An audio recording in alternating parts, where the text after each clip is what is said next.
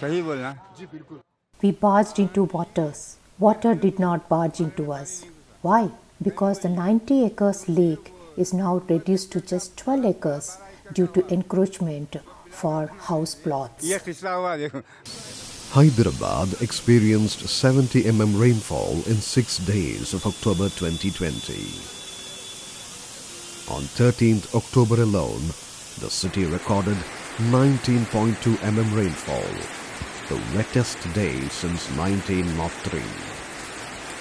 Water could not find place in lakes and started flooding colonies in and around many water bodies across the Twin Cities.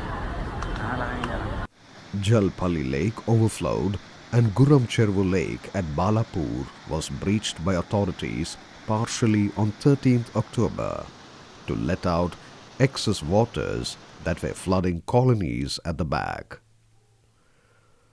But the pressure of water totally breached the bund at Guram Chervu on 16th October, causing flash floods. With nalas encroached or narrowed, it spilled onto roads and submerged houses and businesses in its course through Baba Nagar, Krishna Reddy Nagar, Uppaguda, Arundhati Colony, Yakutpura and Azampura to finally reach Malakpet, that is 18 kilometers away. मैं new Malakpet में रहता हूँ. I live in New Malakpet. These are CIB quarters constructed over 70 years back by the government during the Nizam era, and nothing is illegal. There is no flooding in this locality before, but this time waters came up to this level. पानी आया था. Flooding was all over the twin cities of Hyderabad and Secunderabad. Private and public property worth thousands of crores of rupees was damaged or destroyed. It is reported on 6th November 2020 that the Chief Justice of Telangana High Court observed. Surveys claimed that nearly 45% of Hyderabad city was submerged due to the recent torrential rains, and 80% of water bodies disappeared in the city, and full tank levels of all lakes were mushroomed with constructions either approved or unapproved. If you allow them under the regularization scheme, then by 2050, the whole Hyderabad will be flooded. We live in Anand Park. Suddenly, waters came up to chest level and we could save our mother and children with difficulty. Nobody warned us in advance and we could not save our household goods. I am residents of Virasat Nagar, Toli Chowki. Previously, the water of Jubilee Hills was diverted toward Banjara Hill and it was going towards Hussain Sagar. Now that this nala has been diverted towards Toli Chowki in Virasat Nagar, where there is a heavy rain, this nala is flooded and the water level is reaching here at this height. The devastation did not spare anyone, the poor, the middle class and the rich. Villas of celebrities reported to be priced at 5 crore rupees and above also faced nature's fury. The meek and the mighty were equally humbled. These floods also took away at least 50 precious lives of Hyderabad. पानी एकदम तेज हो गया. हम लोग सीढ़ियों gate के सामने सीढ़ियों पे ठहरे थे. Flood waters were gushing fast. We were standing outside our gate. Suddenly, the platform on which we were standing collapsed, and my brother, 3 daughter-in-laws, and 2 grandchildren were swept away. मेरे पूरे बाहर निकल गए. मेरे पोतरा पोतरी है छोटे छोटे. अम्मी पानी आया अंदर उठो बोले. हम लोग उठे. अब छोटे छोटे. My daughter had come to visit us. Floods suddenly came in the middle of night, and my son, daughter, and 2 grandchildren were washed away. On an average, there is a lake within 3.5 square kilometers in Hyderabad, and with waters hitting 18 kilometers away, As is seen in Malakpet, every house and every family of Hyderabad has now become vulnerable. Floods in Hyderabad have become a matter of life and death. Why has this happened? The flooding that has happened in Hyderabad has happened in two different ways. First time on the 13th of October, when it rained heavily, we were not able to discharge the water when we should have. All our sluices were jammed, we were not able to let go of the water, and so the water kept on filling and went further and further and further up and then inundated all the houses in the foreshore of the tank and in the shoulders of the tank. The second thing that happened is, this happened in Usman Nagar. The second thing that happened is that in places like Baba Nagar, in places like Al Jubair colony, what actually happened is that you have the Gurram Cheruvu tank, which could not any longer hold the water, so the bund breached.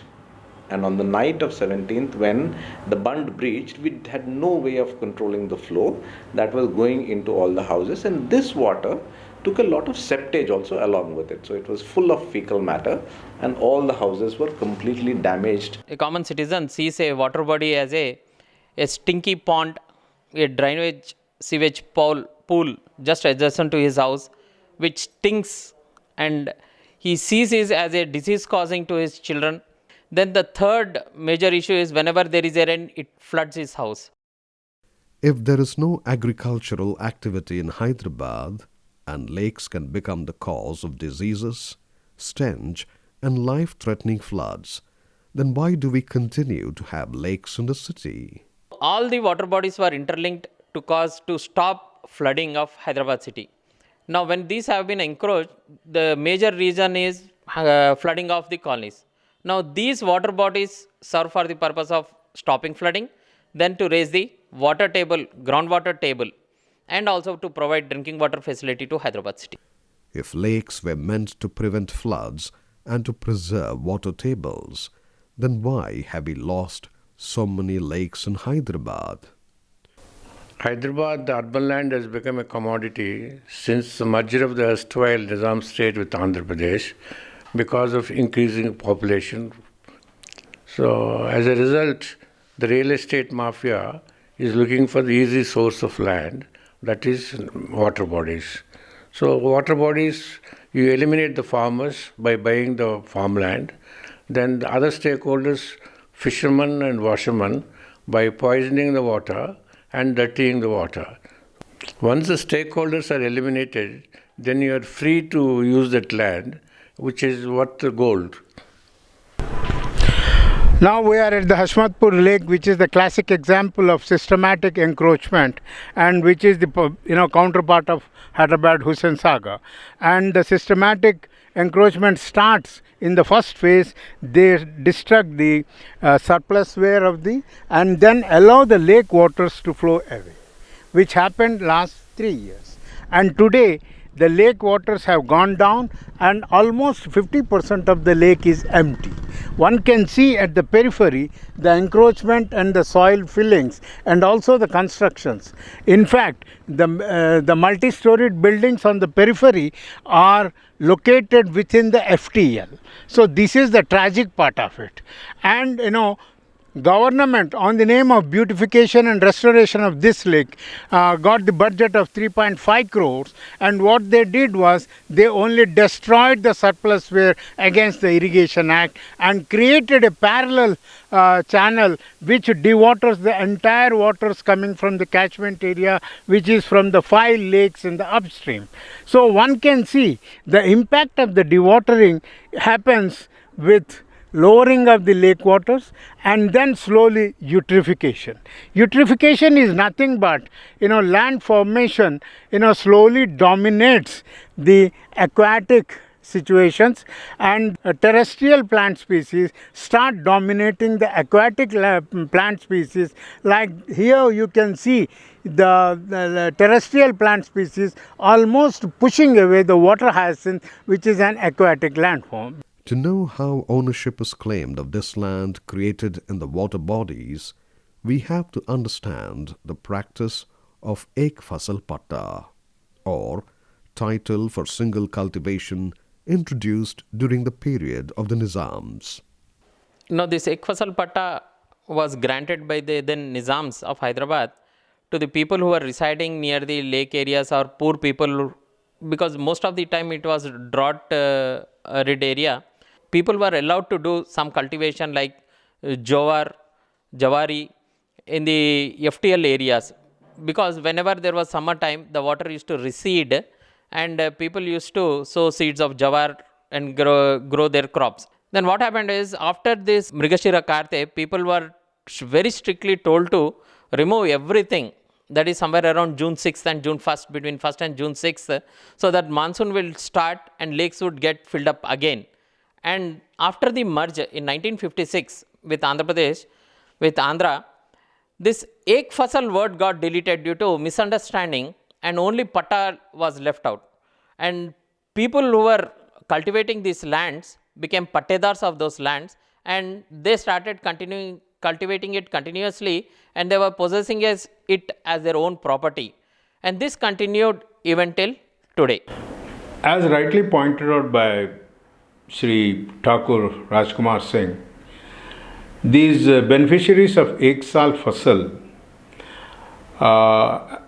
they were given an impression that they are the landowners and pattedars, permanent pattedars of that piece of land. In hand in glove with administration, revenue officials particularly, and then the vested political system, they started requesting for land use conversion from an agriculture land to urban constructional purposes. Revenue officials have clearly given them this conversion permission and remarked the same land, its survey number.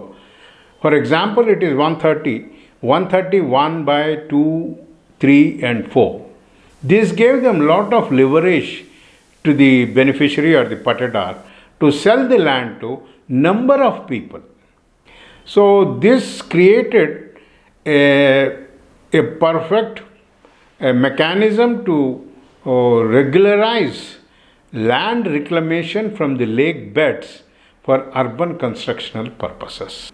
Unfortunate part is, it is the common man who got in this cobweb.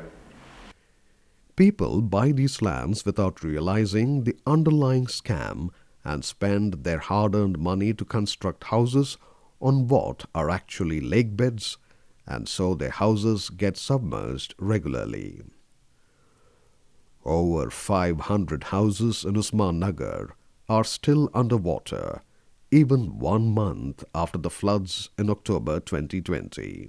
यहाँ पर तकरीबन 22-23 साल से हम लोग इधर यहाँ पर पूरा पानी आ गया पूरा. We are living here since 23 years.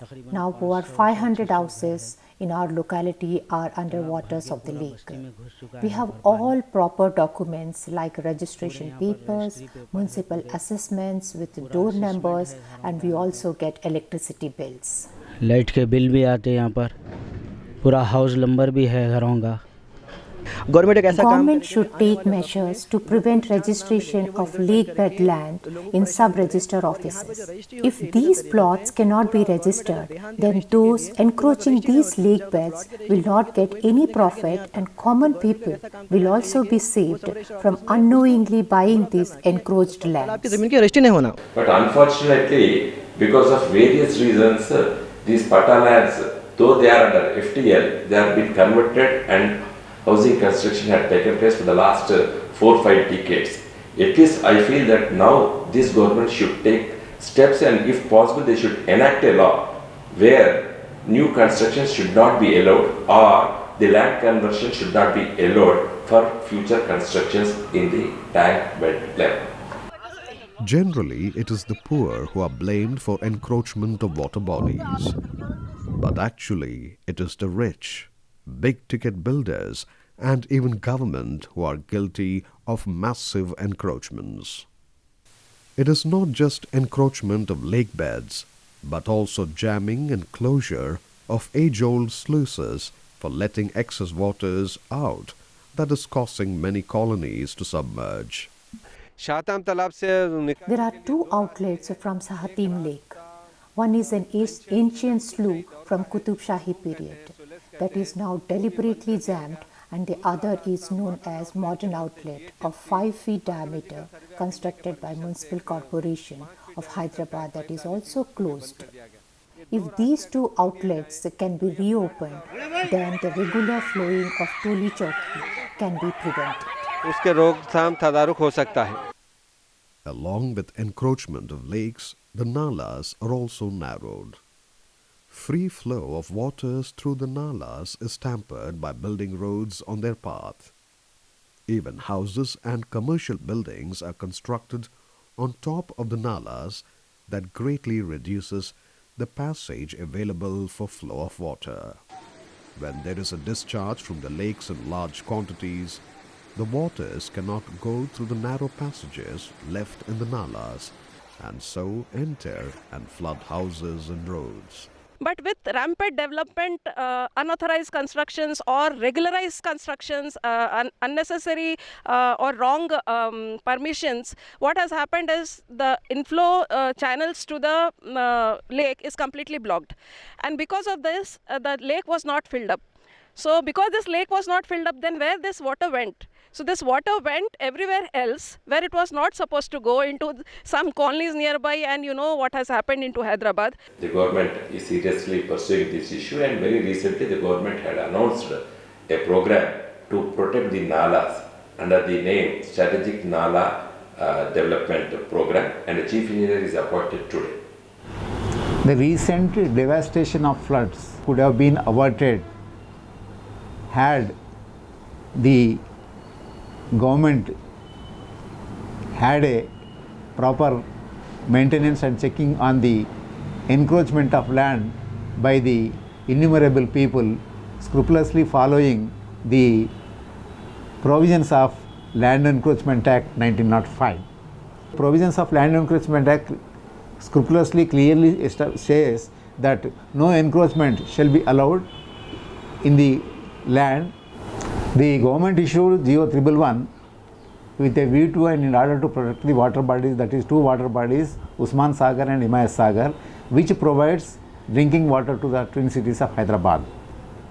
Within the radius of 10 kilometers, no development or construction is permitted, and beyond that there is a buffer zone which is called buffer zone. In that area also no activities of construction or development is permitted.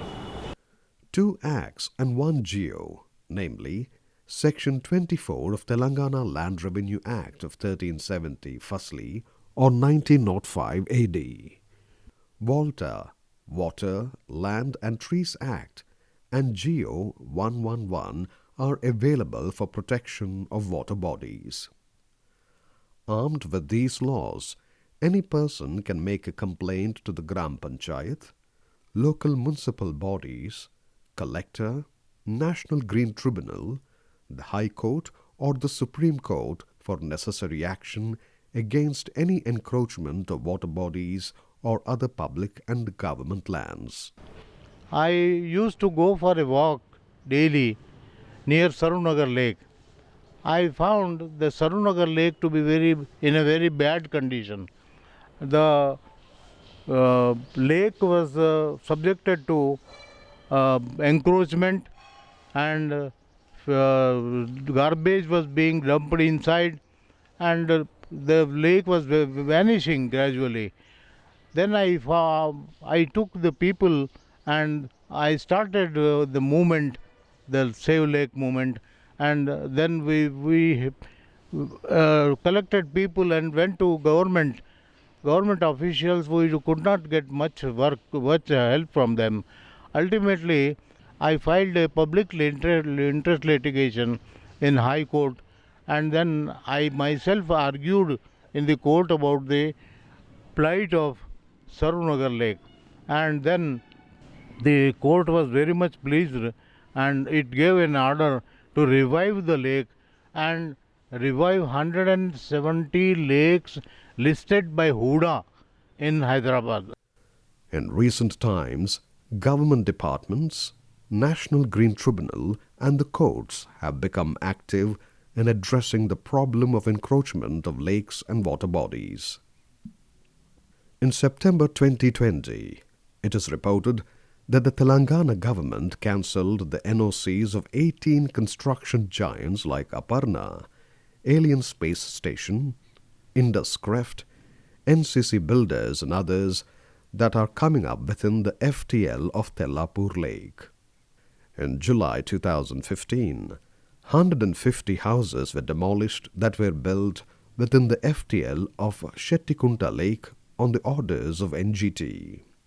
On 22nd October 2020, the High Court of Telangana took suo motu notice of newspaper reports and admitted as PIL.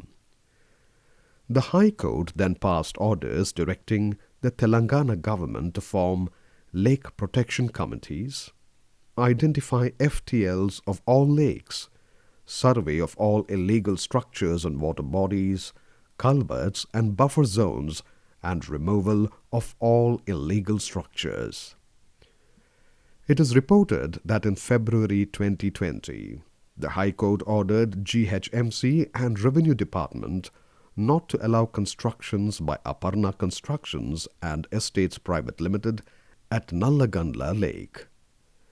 A significant example is of the High Court of Telangana taking a letter written by a citizen about the encroachments in Hussain Lake as a PIL, public interest litigation, and directed the government of Telangana to furnish information about the steps being taken to protect the lake bed. The court also appointed a senior advocate to help the court as amicus curiae. At the launch of TS-B Pass in November 2020, Minister for Municipal Administration and Urban Development, Government of Telangana, Mr. K.T. Ramarao announced that the new GHMC Act will have powers to demolish illegal constructions and encroachments on water bodies. GHMC officials identified 12,182 unauthorized constructions in 173 major nalas, and work has started for demolition of 800 illegal encroachments in the first phase. Encroachment एक ऐसी tool है जिसको लेकर के आप जब पीटना शुरू करेंगे गरीब लोगों को पीटेंगे और किसी को नहीं पीटेंगे. Encroachments is a tool that is used to hit only the poor and no one else. There may be a rare instance like Ayappa Society where 30 houses were demolished. It was required to leave 15% land for the poor in the built-up area in the master plan. We left only 5%. If this city does not give living space to the poor, what will they do? They will have to intrude somewhere. Where will they go? For all developments.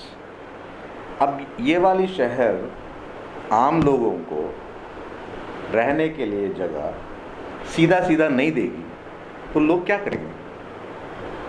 तो कहीं से तो घुसना है ना उसको. कहाँ जाएंगे? Indeed, it is not always the orders of the courts and NGT are followed, and the high and mighty still manage to protect their encroachments, even as the poor and middle class see their dwellings demolished. We came to know that in the year 2005 that this Patel Cheru lake is being encroached by some people, and they were building 2 theatres on it. We filed many complaints before the government officials. They didn't respond, so we approached the High Court of AP. After so much of struggle, we got a beautiful order that to demolish the building along with those 2 theatres. But the government officials did not respond till late. There seems to be 4 ways in which citizens can address the issues of encroachment of water bodies and their protection that have now become a matter of life and death for the people and the city.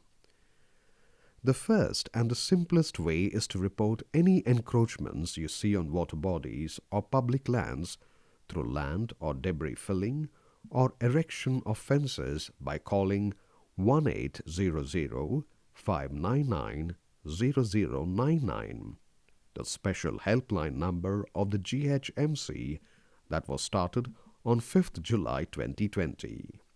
Remember, the identity of the complainant is kept strictly confidential. The second is to reclaim and protect water bodies in your areas through community action. I'm a resident living in a colony surrounding this lake, Nerella. Because lack of maintenance, this lake became like converted to a garbage dump. We pulled up close to 2.5 lakhs and started dredging the lake, strengthening the bunds, and also planted a few trees. Then we reached out to the ITCSR forum funds, and many of the companies have come voluntary and put a lot of trees. This is a great collaboration between public and government to restore a water body to the maximum. The third part the citizens can take is to approach the National Green Tribunal and the courts of law for protection and restoration of water bodies in their areas. People should come together and they should approach the government to protect the lakes and water bodies. And even if they don't find good response, they can go to court of law. And even if the government itself is encroaching, they can go against the government also and fight the case. Nobody is taking care of our colony for the last 20 years. They only come at the time of elections, give a lot of promises, but later they never come back or do any good.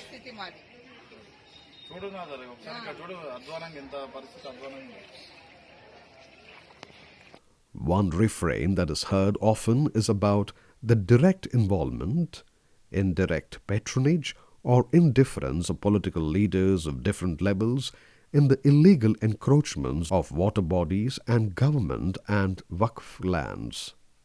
So the fourth and very important action required from the citizens is to make protection of water bodies an issue for all elections, from the Panchayat, Municipal, Assembly to the Lok Sabha, along with issues like education, health, employment, civic amenities and security. The recent flood that took place, the damage caused by it could have been reduced to a great extent had the politicians and all implemented the laws that are in place. If this is to be prevented in the future, the people should see that the person who is elected are the ones who have been fighting for the preservation of water bodies and restoring them. It is time citizens demand that a new act must be passed immediately by the government that will reclaim all the lands in the full tank levels of water bodies and along nalas, make permanent fencing mandatory, provide compensation to all who have sold lands in and around water bodies fraudulently before demolishing their buildings, initiate stringent action against and persecute officials and parties responsible for conversion of lands of water bodies into residential or commercial plots.